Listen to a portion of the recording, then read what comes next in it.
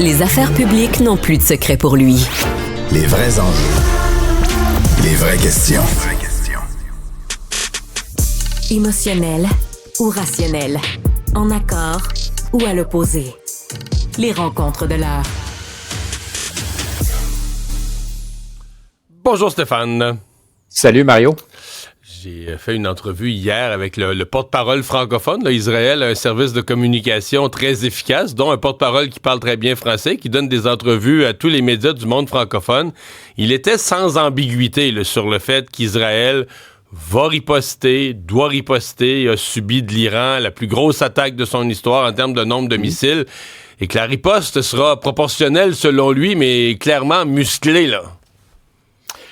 C'est effectivement ce qu'ils annoncent et ça annonce peut-être la suite des choses, c'est-à-dire une dégradation de ce qui ressemble de plus en plus à une guerre ouverte entre Israël et l'Iran et peut-être les États-Unis. Les États-Unis ont participé à défendre Israël lorsqu'ils ont été attaqués dans les dernières heures, ce qui est mais excuse, là-dessus, c'est un gros pas quand même, entre intercepter un missile qui s'en vient frapper Israël, puis lancer quelque chose sur l'Iran. Est-ce que les Américains seraient prêts à franchir ce pas-là? C'est très différent, là. Tu vois, une mesure défensive pour éliminer un missile qui est dans les airs, mais aller attaquer sur le sol iranien? C'était en substance la première question qui était posée aux deux candidats à la vice-présidence quand on a ouvert le débat avant-hier. Et les réponses donnaient à penser qu'en tout cas, ils vont y penser, puis non seulement ils vont y penser, les États-Unis sont les alliés d'Israël et dans le cas d'une guerre plus ouverte, seraient aux côtés de l'État hébreu. Donc oui, il y a plusieurs choses qui sont soulevées par ce qui s'est passé au cours des dernières heures. D'abord, on a vu que l'Iran a utilisé des missiles supersoniques qui sont beaucoup plus difficiles à intercepter que ceux qu'ils avaient envoyés la première fois en avril dernier. On en a un peu parlé hier matin. Les Américains ont utilisé des missiles d'interception de très haut niveau, dont la production est au compte-gouttes. C'est-à-dire que combien y aura-t-il de ces vagues d'attaques iraniennes pour que les Américains et peut-être à terme les Israéliens soient moins équipés pour faire des interceptions de missiles performants. C'est une question qu'on doit poser et que nécessairement se posent les deux alliés. Et oui, à terme, si la capacité de défense est entamée en partie, il va y avoir une stratégie d'attaque et c'est ce que disent les Israéliens. Vous avez franchi une ligne. La question de savoir si cette ligne a été franchie, est-ce qu'il y en avait eu d'autres en amont qui avaient été franchies par les Israéliens? Par exemple, quand on s'est attaqué à un leader du Hamas à Téhéran, quand on a décidé de décapiter le Hezbollah en s'attaquant à Nasrallah. À plusieurs occasions, les Israéliens ont flirté avec le précipice et l'Iran a retenu ses coups. Il y a eu cette opération en avril dernier, encore une fois, très théâtralisée, mais plusieurs fois, l'Iran a donné l'impression de retenir ses coups et d'essayer d'éviter justement cette escalade. Les Israéliens, ce qu'ils disent aujourd'hui, c'est que vous avez franchi une ligne et nous allons aller au plus fort de la riposte. On verra ce qu'elle sera, mais elle mettra nécessairement l'Iran dans une position où il faudra qu'elle fasse quelque chose parce que c'est sa crédibilité et c'est important pour toute puissance. C'est pas vrai que pour l'Iran, c'est sa crédibilité qui va être ébranlée.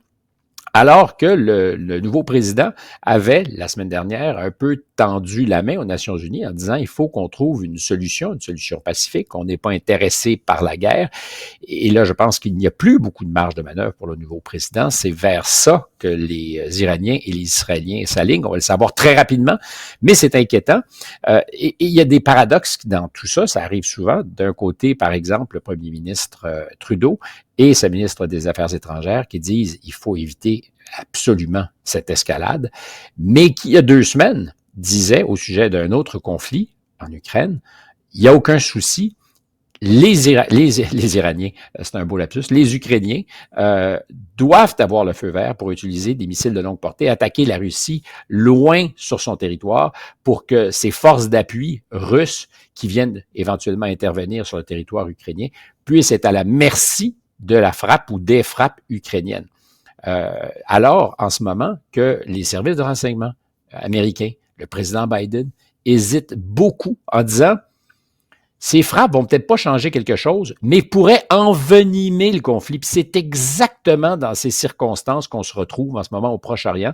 C'est-à-dire qu'à force d'avoir repoussé les lignes rouges ou de les avoir transgressées, c'est de nos conversations depuis quelques jours, on est à contempler un conflit entre des acteurs qui voulaient peut-être pas initialement se faire la guerre. Est-ce qu'on veut vraiment que la Russie dise, ben là, si vous êtes derrière si les Occidentaux sont derrière les Ukrainiens, si ce sont vos missiles, ce sont vos spécialistes, vos militaires qui participent à nous attaquer sur le territoire, même si ce sont des Ukrainiens qui appuient sur le bouton, est-ce que vous n'êtes pas aussi un peu responsable?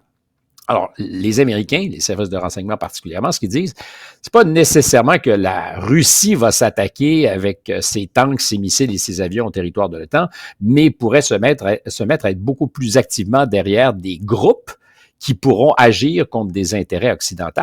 Et ça fait mal, ça peut faire très, très mal. Et en ce moment, ce qu'on voit, c'est qu'à défaut d'un conflit ouvert avec Israël, l'Iran a quand même toujours les moyens, par le biais de ses acteurs, d'ajouter à la pression sur la vie des Israéliens.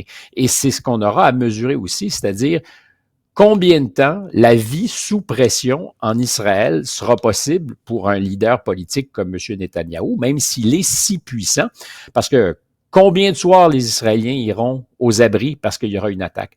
Combien d'attaques plutôt terroristes, comme il y en a une à Tel Aviv, où 6 ou 7 Israéliens sont morts? Combien de soldats israéliens au combat dans le sud Liban vont mourir avant que la température monte et qu'ils deviennent, je ne dirais pas intolérables, mais difficiles d'avoir la marge pour poursuivre.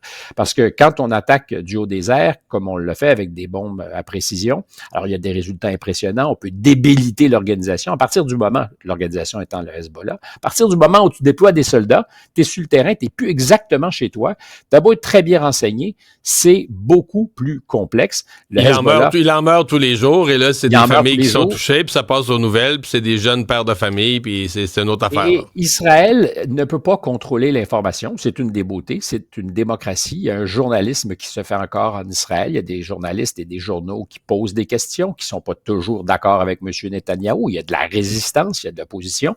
Et c'est mort, que ce soit des morts par action terroriste dans les rues d'Israël ou que ce soit des morts de soldats au combat, vont finir par avoir un impact. Ajoute à ça, on en a glissé un mot lundi, mais c'est très important, une détérioration de la situation économique. Il y a 60 000 déplacés qui vivaient dans le Nord, qui ne peuvent toujours pas rentrer malgré les opérations militaires. Au Liban, il y en a 900 000 personnes qui ont été déplacées dans les derniers jours. Plus de 1000 civils qui sont morts. On appelle ça des dommages collatéraux. Ça, c'est aussi du ressentiment qui se construit. C'est du dépit. C'est d'éventuelles jeunes personnes qui vont vouloir faire payer. Alors, la solution militaire, et on l'a beaucoup dit, elle fonctionne particulièrement pour Israël, qui est extraordinairement puissant. Mais la solution durable ne sera pas militaire. Et à partir de quand va-t-on contempler autre chose pour solutionner, ne serait-ce que le quotidien des Israéliens? Oublions tous les dommages collatéraux au Liban, à Gaza et ailleurs.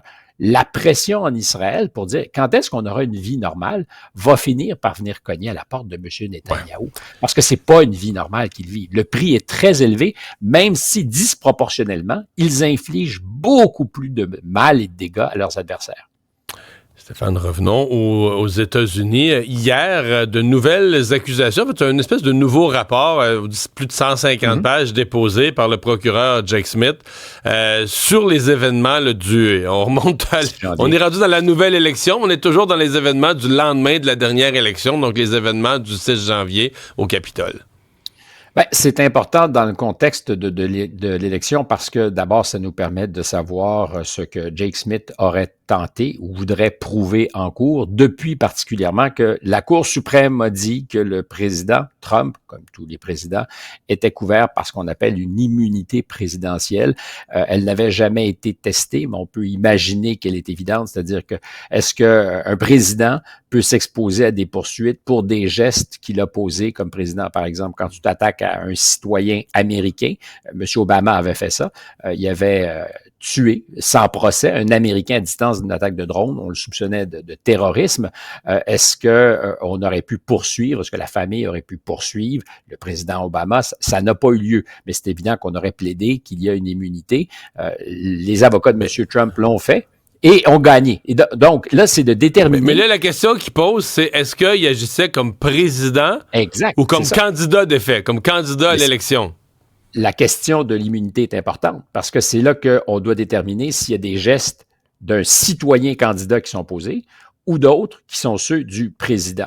Alors, la poursuite, dans ce cas-ci, Jake Smith, le procureur, a dû refaire ses devoirs pour retourner devant la juge qui présiderait ce procès s'il devait avoir lieu en disant « Voici tous les gestes qui ne relèvent pas de l'immunité. Voici toutes les choses qu'a fait le candidat Trump entre les élections et le 5 janvier qui nous donnent à penser, qui même nous rendent certains qu'il a conspiré pour saboter le résultat électoral. » Alors, il y a toute une série d'accusations documentées où on prétend que déjà au mois de novembre, l'idée d'organiser un mouvement de protestation, des émeutes, était dans le petit sac du président, qu'il aurait dit, particulièrement à cette conversation qui aurait été entendue à bord de l'hélicoptère présidentiel, on s'en fout des résultats. Nous, on doit se battre pour notre gagne objectif. Gagne ou perd, faut se battre. C'est un peu ça. Faut se battre, exactement. Mais aussi que tout ça semble démontrer ou confirmer la thèse, qu'on sait déjà, mais qui n'est pas officiel pour les Américains, qui savait qu'il avait perdu, là, qui ne croyait pas au fond de lui-même à la thèse que l'élection avait été volée, là, qui savait qu'il avait perdu. C'est la démonstration que doit faire M. Smith en cours. Puis à défaut de le faire, parce qu'il n'y aura pas de procès avant les élections, alors on parle souvent des surprises d'octobre dans une campagne, c'est peut-être une, parce que je pense qu'il y en aura plusieurs, c'est peut-être une des surprises d'octobre, c'est qu'à défaut d'être en cours, on va utiliser le tribunal public en déposant, comme on l'a fait, ce document qui montre assez bien ce qui s'est passé entre les élections et le 5-6 janvier. Et toutes les fois, alors évidemment, c'est pas prouvé en cours. Il y a du candidaton, il y a des rumeurs potentielles qui pourraient peut-être démontrer mieux au procès. Pour l'instant, c'est ce que le procureur dépose à la juge, mais nous sommes tous les témoins, on peut se faire une opinion. Ouais. Et à défaut de procès, ça permet peut-être d'esquinter la réputation du candidat Trump. J'en doute. On se comprend que c'est tout un timing, là, un mois des élections, le dépôt d'un document comme celui-là. Il n'y a pas de hasard. Il était hors de question que ça arrive le 6 novembre ou le 7. Ça devait sortir avant. Et la question qu'on peut et doit se poser toujours, c'est est-ce que ça va avoir un impact? Je pense que ça va fouetter les adversaires de M. Trump. Je pense que ça ne changera encore une fois pas grand-chose au cours des élections parce que les électeurs qui voteront ou pas pour M. Trump ont une opinion définitive à 94, 15, 16%. C'est totalement solidifié, stratifié. Je doute qu'il y ait beaucoup d'événements qui soient capables de changer le cours des choses. Merci Stéphane. À demain. À demain, en effet.